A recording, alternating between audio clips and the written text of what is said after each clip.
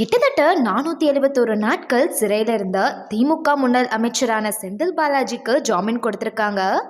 எதோட அடிப்படையில் இந்த ஜாமீன் கொடுத்துருக்காங்க, செந்தில் பாலாஜிக்கு என்னென்ன நிபந்தனைகள் வச்சிருக்காங்க அப்படிங்கிறத செந்தில் பாலாஜியோட வழக்கறிஞரான இளங்கோ சொல்லியிருக்காரு.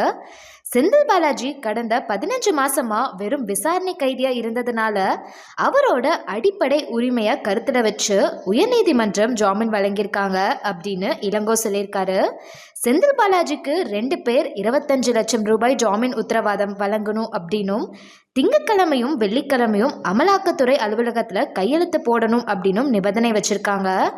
அது மட்டும் இல்லாமல் சாட்சியை கலைக்கிறதுக்கு எந்த ஒரு முயற்சியும் எடுக்கக்கூடாது அப்படின்னும், குற்றவியல் விசாரணைக்கு முழு ஒத்துழைப்பு கொடுக்கணும் அப்படின்னும் சொல்லியிருக்காங்க. எல்லா வழக்குகளுக்கும் என்ன நிபந்தனைகள் கொடுப்பாங்களோ அதே தான் செந்தில் பாலாஜிக்கும் கொடுத்துருக்காங்க அப்படின்னு சொல்கிறாங்க. இந்த வழக்கு மூலம் உச்சநீதிமன்றம் அடிப்படை உரிமைகளுக்கு எதிராக யாரையும் நீண்ட நாள் சிறையில் வச்சிருக்க முடியாது அப்படிங்கிறத ரொம்பவே அழுத்தமாக சொல்லியிருக்காங்க அப்படின்னு வழக்கறிஞர் இளங்கோ சொல்லியிருக்காரு. குற்றப்பத்திரிகை தாக்கல் செய்யப்பட்ட செந்தில் பாலாஜியோட வழக்கு முடியறதுக்கு நீண்ட நாள் ஆகும். முதன்மை வழக்கு ஒன்றில் அதிக நபர்கள் குற்றவாளிகளாக சேர்க்கப்பட்டிருக்காங்க. அந்த விசாரணைகள்லாம் முடிஞ்சு PMLA வழக்கு விசாரணை நடைபெற எத்தனை ஆண்டுகள் ஆகும் அப்படின்னு தெரியாது. அது வரைக்கும் ஒருத்தரை சிறையில் வச்சிருக்க முடியாது அப்படிங்கிற காரணத்தினால ஜாமீன் கொடுத்துருக்காங்க அப்படின்னு இளங்கோ சொல்லியிருக்காரு. செந்தில் பாலாஜி மறுபடியும் அமைச்சர் ஆகலாமா அப்படிங்கிற கேள்விக்கு வழக்கறிஞர் இளங்கோ என்ன சொல்லியிருக்காரு அப்படின்னா, செந்தில் பாலாஜி அமைச்சர் ஆகிறதுக்கு சட்டப்பூர்வமாக எந்த தடையும் இல்லை அப்படின்னு சொல்லியிருக்காரு. சிறையில இருந்து வெளியில வந்த செந்தில் பாலாஜியை அவரோட தொண்டர்கள் எல்லாருமே மலர் மாலை சூட்டி பட்டாசு வெடிச்சு வரவேற்றிருக்காங்க. இதை பத்தி ஏகப்பட்ட அரசியல்வாதிகள் அவங்களோட கருத்துக்களை பதிவு பண்ணிட்டு வராங்க. சவுக்கு சங்கர், தமிழிசை, சீமான் இவங்க எல்லாருமே நிறைய முரண்பாடுகளை அவங்க வச்சிருக்காங்க.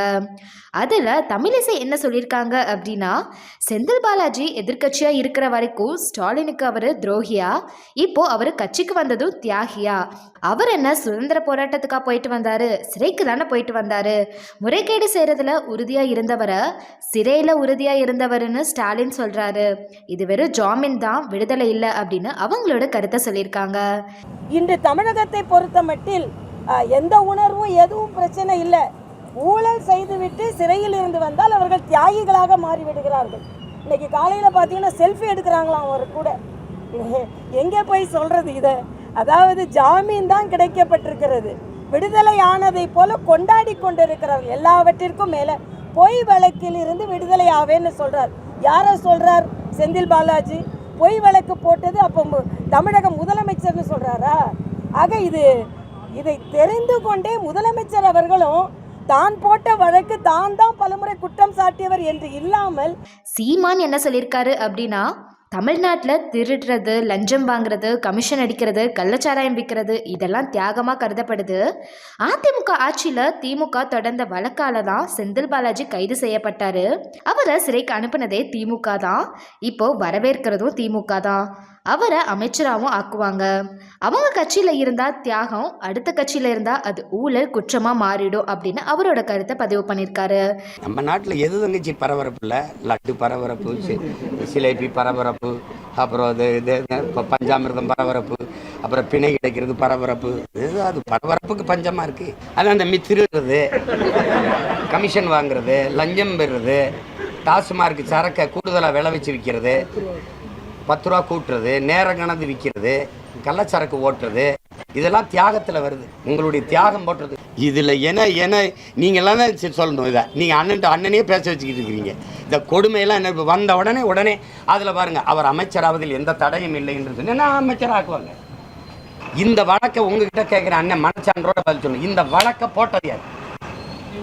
திமுக. நல்லா தெரியுது. உள்ள வச்சது யார்? அதிமுக ஆட்சியில் நீங்க அவர் மேல வழக்கில் தான் உள்ள போயிட்டு வந்திருக்கிறாரு.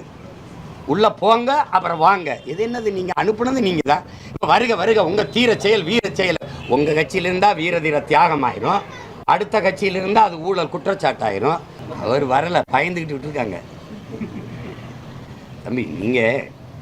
தம்பி சவுக்கு சங்கர் பேசுனது தவறு இருக்குன்னா அவரை ஒரு வழக்கு போடலாம், ஒரு 15 நாள் 20 நாள் ஒரு சிறையில் வைக்கலாம், விட்டுடலாம், இனிமேல் இப்படி பேசாதீங்கன்னு சொல்லலாம். அதான் சரி.